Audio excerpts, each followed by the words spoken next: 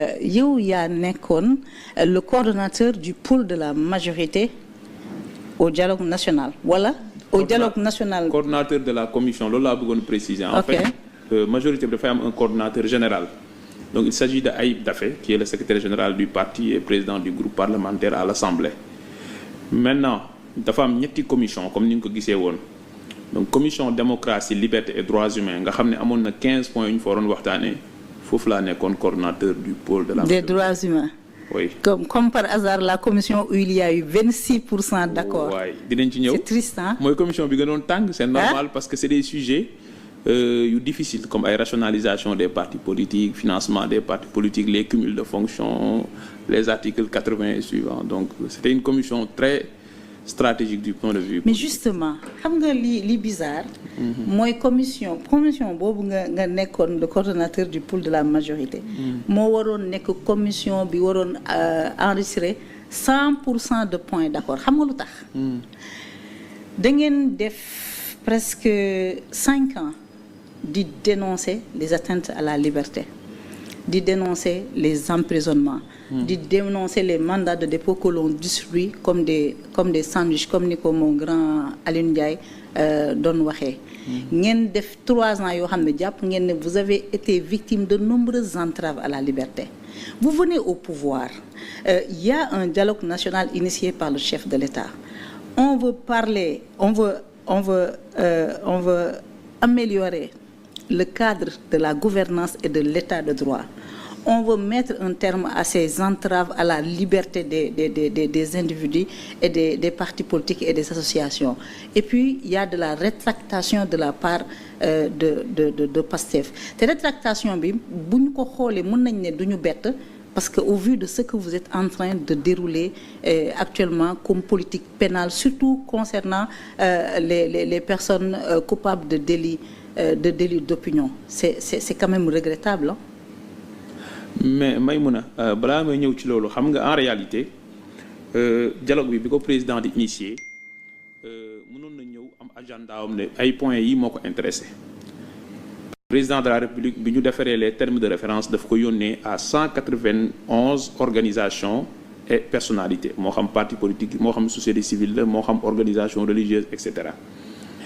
Il y a eu 95 retours. Pourquoi may taxaw ci loolu mooy initialement tout le dialogue concernait 11 points te ñetti thématiques yooyu muy démocratie liberté et droits humains thématique processus électoral ak thématique réforme institutionnelle bu ci nekk boo jëlee thématique commission démocratie liberté et droits humains on avait initialement 3 points. On devait parler de la rationalisation des partis politiques et du calendrier républicain, la rationalisation du financement des partis politiques et enfin du statut de l'opposition et de son chef. C'est parce que yeneen parties prenantes yi ñoo dugal seeni input moo tax ñu dem ba war a wax ci 15 points. Thématique processus électoral initialement 5 points la woon. C'est parce que yeneen parties yi ñoo dugal seen input ba ñu dem ba 21 points. Finalement, on est passé de 11 points à 40 points. C'est-à-dire multiplier ko par. Est-ce qu'il y a des préoccupations? Déglu ma wax la rek parce que dañu bàyyi ku élu ou député su fekkee désaccord dafa am parce que Pastef moo jàpp ne cumul bi dafa war a jeex te pourtant Pastef moo nekk au pouvoir opposition bi jàpp ne cumul dafa war a am donc bu dee ak désaccord dafa am bul jàpp ne Pastef moo taxaw ne non bëggul avancer sur les libertés et cetera léegi nag dama lay citer 15 points pour point bu ci nekk ñu taxaw ci lan mooy argumentaire bu fekkee intéressé la. On devait parler du cumul de fonctions mooy chef d'état chef de parti ak yeneen façon cumul yëpp mooy ministre maire député maire et cetera. Chef d'état chef de parti vous êtes d'accord?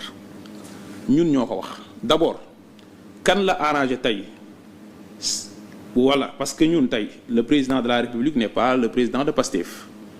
Il n'était même pas obligé de démissionner de son poste de secrétaire général de Pastef. Il l'a fait. Point boobu ñun dugaluñ ko ci woon de ñoom ñoo ko ci dugal ñun ñu ñëw d'accord ci ne cumul bi dafa war a jeex. képp ku nekk président de la République waratoo nekk chef de parti. te ñun ñoo ñëw soutenir loolu ñëpp d'accord ci te loolu politiquement bu doon politique politicienne nañuy def loolu arrangé wuñu ñun ñoo ñëw sachant que am nañ ay ministres bu ñu demoon di politique à la base jàkkaarloog opposition bi nga xam ne nekkuñu ay ministres ñoo leen ëpp doole ndax ñoo leen di ëpp stature nationale. pas forcément. waaw mais du point de vue. et 2022 l'a montré. mais parce que boobu am na fu ñu toll ci pouvoir bi mais dëgg-dëgg bu fekkente ne ñëpp dañuy maanaam course bu tàmbalee ñu ne ñëpp ñu ngi ci benn ligne de départ nga am un ministre buy compétir ak ku dul ministre bu lee liggéey na li mu war a liggéey moo ëpp doole. société nag bu dee dañ koy organiser surtout bu ñu nekkee ci état de droit mooy toutes les personnes qu'elles soient physiques ou morales sont soumises au droit état dafa am ay obligations te da ko war a respecter man dama am ay obligations am su ma ko respecté wul yoon day dal sama kaw. parti politique yi constitution bi mënut a gàll seen loos un certain nombre de règles loi bu 81 ak loi bu 89 gàll seen loos un certain nombre de règlements ñu koy ñàkk respecté ñu ne duñu appliquer strictement la loi.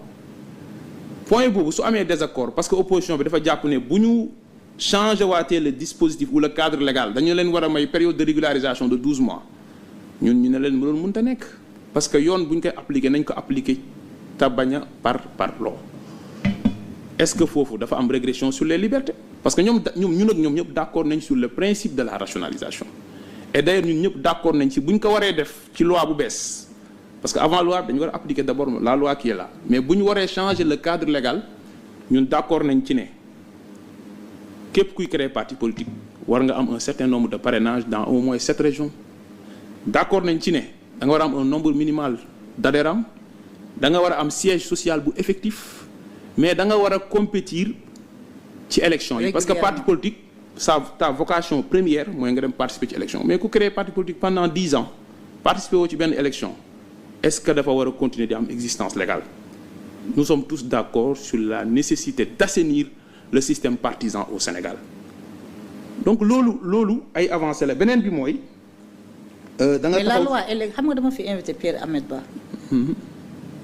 La loi sur qui organise les partis politiques elle existe déjà mais l'État n'a qu'à appliquer cette loi-là.